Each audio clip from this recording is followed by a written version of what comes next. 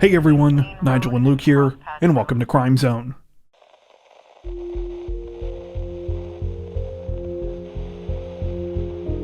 Authorities in Tarrant County, Texas say that a 19-year-old man is in custody this week following a terrifying and extremely dangerous vehicle rampage, one that ended in a shootout with police. The whole thing began around 9:30 a.m. on November 22nd when police in the city of Southlake began receiving calls about a gold minivan that was driving erratically. The minivan was headed the wrong way down Southlake Boulevard, and witnesses said that they had seen it hit multiple vehicles on the road. Reports differ on the exact details about where this unfolded and what direction the van was traveling. However, what isn't disputed is what happened next. When officers arrived in the area, they found the minivan stopped in the middle of a grassy area at the side of the road near Southlake Town Square. The vehicle reportedly came to a stop after colliding with yet another car. As officers approached the suspect, later identified as 19-year-old Sean Wallace Jordan, things became even more chaotic. Jordan allegedly grabbed a rifle from the van and opened fire on police and one of the drivers he had hit. Officers exchanged gunfire with Jordan as terrified witnesses ran for cover. Surveillance video taken from the area shows one of these witnesses yelling that the teen had the gun before another person can be seen running with bullets ricocheting off the ground behind them. Despite the extremely dangerous way things played out, miraculously, no one was killed or seriously injured. Police managed to take Jordan into custody a short time later. At the time of this recording, the teen is facing multiple charges, including aggravated assault with a deadly weapon, aggravated assault against a public servant, and resisting arrest. However, no explanation or motive has been released behind the rampage.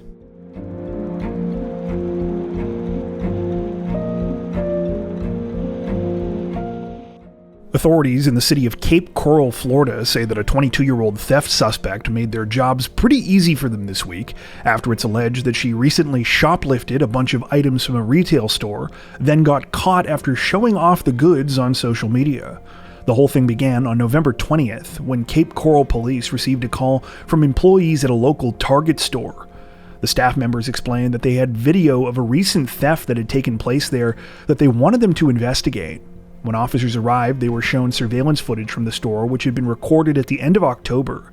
In the video, a woman could be seen stealing a bunch of items after scanning them at the self-checkout area with a false barcode. The woman had made off with 16 items from the store's home and clothing departments, the total value of which was just over $500. After verifying everything, police put up the female suspect's photo on their social media page, hoping that a member of the public would be able to identify her. As it happened, they didn't have to wait for long. According to reports, within a day of that post, an anonymous caller reached out to authorities, informing them the woman in question was a TikTok influencer, 22-year-old Marlena Velez. Velez normally makes videos about her life as a mother of 2 kids, but one of her videos in particular stood out. The video was apparently posted on the same day as the Target theft and showed Velez making a trip to the store and picking out items that day. Not only were these some of the same items she is now accused of stealing, she was wearing the same outfit as the female suspect in the store surveillance video. After realizing that Velez posted evidence of the crime to her nearly 300,000 followers, police placed her under arrest. In a statement this week, a spokesperson for the department stated, quote, "She essentially incriminated herself." While Velez has now been charged with petty theft of more than $100 but less than $750, apparently this is not her first foray into retail theft. Last summer, she was arrested after a similar self-checkout related scheme at Walmart and ended up pleading no contest to stealing $63 worth of kitchen items. She was ordered to complete an anti-theft course and serve 6 months of probation, a sentence which apparently ended just last month. Velez's first brush with the law reportedly happened when she was 17, when she reportedly stole one of her friend's cars and totaled it while they were in high school. During an interview with the friend this week, the victim told reporters that Velez never paid for the damages to her vehicle, and it seemed like she never felt any remorse. She also said of Velez, quote, "She's been living recklessly, flaunting a lifestyle that doesn't match her actions."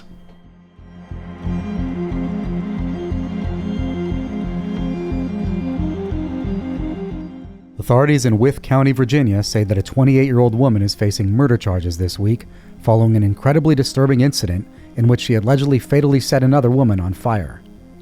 The incident began sometime on November 17th when the victim, 37-year-old Tiffany Dunford, was sitting on a couch outside of her house in the community of Meadows. As she was minding her own business, suddenly a car drove up and another woman got out. Before Tiffany could react, the woman allegedly doused her in gasoline and set her on fire, fleeing the scene immediately afterwards.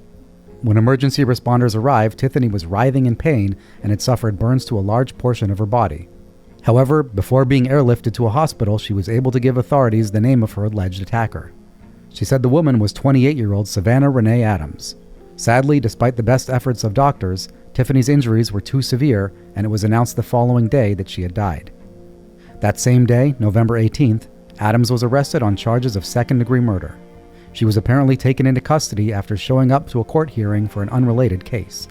That incident reportedly took place last year and involved Adams showing up at another woman's trailer and attacking her with a metal pipe because she was angry over being evicted. Despite the violent nature of that attack, Adams had been released on bond. At the time of this recording, no motive or explanation has been released behind this week's unsettling crime. However, it's said that Tiffany and Adams knew each other. Additionally, charges against Adams have now also been upgraded to first-degree murder, suggesting police believe the fatal attack was premeditated.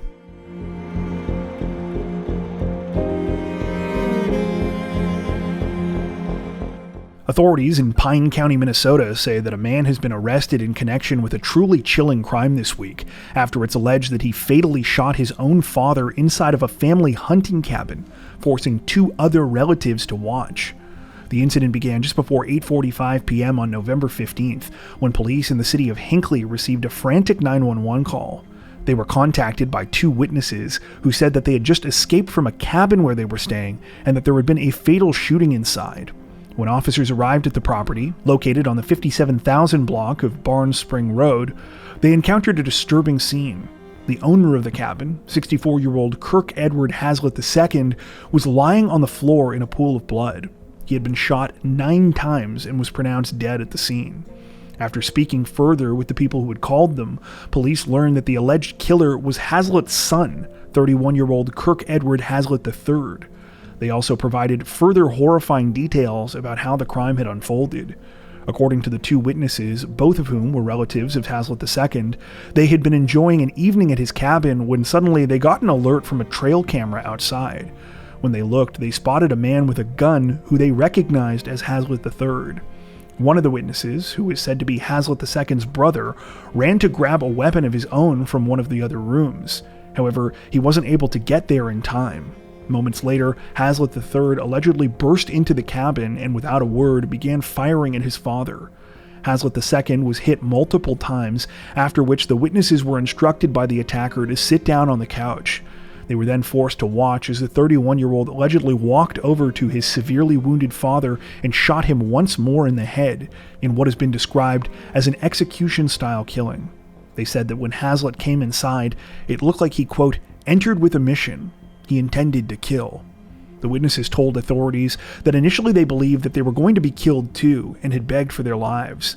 However, Hazlitt III had let them go after telling them to hand over their cell phones. Hazlitt III was arrested later that same night after he returned to his own home a few miles away. As for why all of this happened, no exact motive has been confirmed at this time, though multiple reports state that Hazlitt III and his father had a contentious relationship.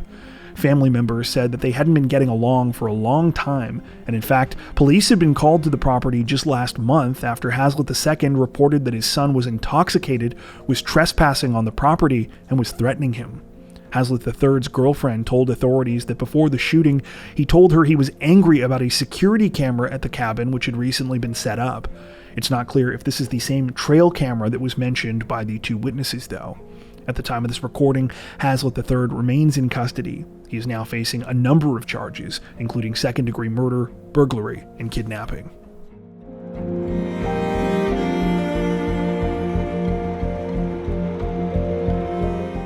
The public got their first look at some pretty wild police body cam footage this week, video which allegedly shows a recent interaction between an officer and a wanted man.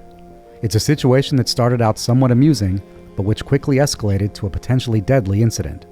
The whole thing unfolded on the afternoon of September 19th, when Jackson County Sheriff's Deputy Robert Henderson tried to take 41-year-old James Mitchell Kerr into custody. Kerr was the subject of an arrest warrant after he violated the conditions of his parole by failing to pay child support. The body cam footage shows Deputy Henderson arriving at a property in Leoni Township that day. After being led through to the back, he encounters Kerr, who is operating a riding lawnmower. The deputy tries to explain why he's there, but before he can do so, Kerr begins driving off. The deputy chases Kerr a short distance while he attempts to flee on the lawnmower, ignoring several commands. It's only after Kerr pulls out his taser and threatens to use it that he finally stops. At this point, the situation appears to be a stupid, though mostly harmless interaction. That is until Kerr goes to the side of the lawnmower after getting up. Within a split second, he's grabbed a gun and can be seen turning to point it at the deputy. Luckily, Henderson was faster and deployed the taser. Not only was Kerr hit, the subsequent shock he received apparently caused him to shoot himself with his own weapon in the hand. Deputy Henderson immediately called for backup, and Kerr was finally arrested shortly thereafter. In addition to the legal troubles Kerr was already facing, authorities say that he has since been charged with assault with intent to murder, carrying a firearm in the commission of a felony, and resisting arrest. In a statement after the body cam footage was released this week, Jackson County Sheriff Gary Chouette stated in part, quote, "This incident underscores how rapidly a seemingly routine encounter can escalate and the potential dangers deputies face daily. Thankfully, the deputy was unharmed and the suspect did not sustain serious injuries." At the time of this recording, Kerr remains in custody.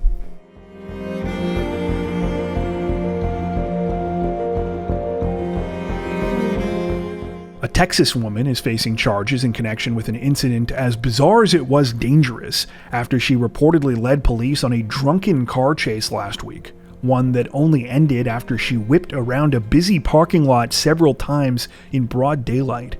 The whole thing reportedly began at around 2 p.m. on November 14th when a state trooper spotted a woman driving recklessly down Interstate 35 in a white Toyota SUV. The trooper attempted to stop the female driver for a traffic violation. However, rather than pulling over, she sped off.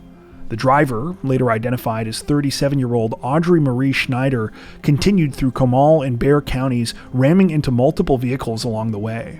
Despite this, pursuing officers weren't able to stop her before she turned into the parking lot of San Antonio's Alamo Quarry Market. As you might imagine, the parking lot was crowded with people and other vehicles since it was the middle of the day, though none of this appeared to faze Schneider. Instead, she kept trying to evade police, driving through the parking lot at a high rate of speed. Footage of the incident, captured by stunned onlookers, shows Schneider as she continually attempts to outmaneuver officers, with seemingly no regard for the people around her. Even after being cornered at one point, she slams into other vehicles and police patrol cars, providing enough room to escape. Perhaps unsurprisingly, in the footage she can be seen holding what appears to be an alcoholic beverage in her hands. The chase only came to an end after Schneider jumped out of her SUV barefoot and ran into a salon in the plaza. She was finally arrested here, though not before allegedly attacking the officer who placed her in handcuffs. Even after being restrained, Schneider's bizarre behavior continued. In footage, she can be seen laughing and smiling while being walked to a patrol car. She also apparently attempted to interact with the crowd of witnesses who had gathered, yelling things such as, quote, "I'm back, bitches," and "Santa is coming." Thankfully, it appears no one was injured during the incident, though that seems to be due more to dumb luck than anything else. Schneider is now facing a number of charges, including evading arrest, aggravated assault on a public servant, and driving while intoxicated with an open container of alcohol in her vehicle. According to reports, this is not the 37-year-old's first rodeo, so to speak, when it comes to drunk driving offenses. In 2017, she was charged with obstruction of a highway while intoxicated, though this was apparently dismissed after she was granted deferred adjudication.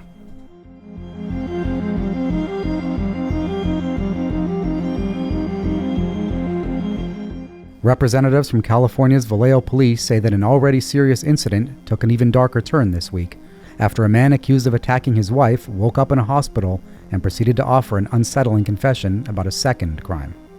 The whole thing began at around 8:45 a.m. on November 16th, when Vallejo police were alerted to a violent incident at the Kaiser Permanente Hospital on the 900 block of Sereno Drive. When officers arrived, they were told by hospital staff that 2 people had been admitted and were being treated for knife wounds. According to the staff members, the pair were a husband and wife. The wife was already a patient at the hospital, and it was believed the husband, 63-year-old Frank James McMillan, had attacked her during a visit before turning his weapon on himself. Understandably, this was already pretty messed up. However, things were about to get worse. Upon waking up from surgery, McMillan offered an unexpected confession. He said that before attacking his wife, he had also murdered his mother. Authorities rushed to the woman's address about 3 miles away on the 100 block of Campbell Avenue. However, sadly, by the time they got there, it was too late. McMillan's mother was dead inside. At the time of this recording, many questions remain unanswered about the case. It's unclear why McMillan carried out either of the attacks, nor what happened in the lead-up to both of them. The situation is still under investigation, though in the meantime, McMillan has been arrested on charges of murder and attempted murder. McMillan's wife, who has not been identified by name, is expected to survive.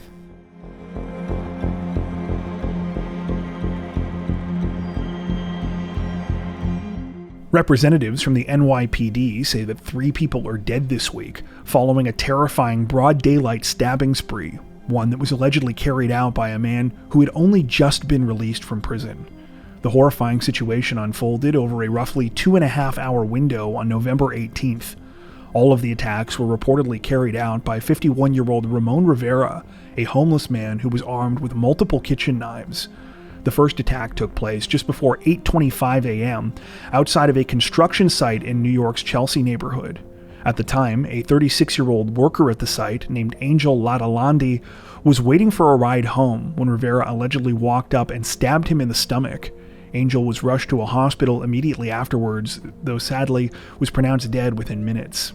After fleeing the scene, Rivera headed to East 30th Street and FDR Drive, where he came across 67-year-old Chang Wang.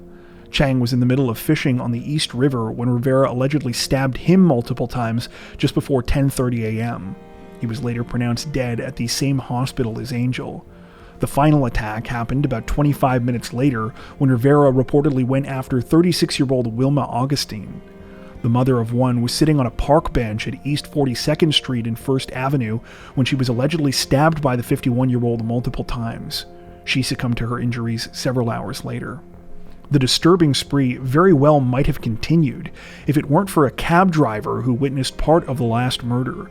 At the time, the man believed that what he had seen was a robbery, but nonetheless, it was his call to 911 that apparently resulted in Rivera's arrest. Understandably, the crime not only devastated the family members of the victims, it left the city on edge. That fear reportedly turned to anger as details began to emerge about the circumstances leading up to the deadly stabbings. Specifically, it's been revealed that Ramon Rivera has both a lengthy criminal history and a well-documented history of mental health issues. The 51-year-old suffers from schizophrenia and has reportedly been in and out of jail for more than 20 years in at least 4 states for a variety of offenses. Earlier this year, Rivera was convicted in connection with a string of burglaries that took place beginning in December of 2023. While incarcerated at the Rikers Island jail complex, he twice had to be sent to the psychiatric unit of the Bellevue Hospital prison ward. Despite this, and attacking a female correctional officer during his time there, he was apparently given time off his sentence for good behavior. According to reports, had authorities pursued additional charges against him over the attack, or simply revoked his good behavior time, he likely would have still been in custody at the time of the attack this week. Instead, Rivera was released last month. He was arrested just a day later for a theft, but was let go yet again on supervised release. As you might imagine, with the release of all of this information, many have called out the city and state justice systems for their failures to intervene and recognize the danger that Rivera posed to others as well as himself. Among those who are demanding answers is the family of Angel Latalandi, who say that they are also looking into pursuing legal action against the city for his death. Currently, Rivera remains in custody, though sources do not mention if he is yet facing formal charges. The most up-to-date reporting on the story at the time of this recording states that the 51-year-old was undergoing a mental health evaluation at the end of this week. Before we wrap up, we'd like to take a second to give a huge shout out to everyone who has made it this far into the video. Seriously, thank you so much for watching. If you found today's upload interesting and informative, we'd be honored if you'd consider liking and subscribing, as well as hitting the notification bell and selecting all notifications to stay up to date with our latest releases. If you're looking for additional ways to help support the channel, we'd love to have you join us over on Patreon. Patrons get ad-free and early access to all of our content, as well as 4 additional stories per week for each of our Crimes of the Week and Crimes of the Week International videos. You can learn more at patreon.com/crimezone, where you'll also find some of the fine folks whose names are currently on screen. All that being said, we understand that not everyone has the means to support financially, and that's totally okay. We appreciate every like, sub, share, and comment that you send our way. Once again, thanks so much everyone, and take care.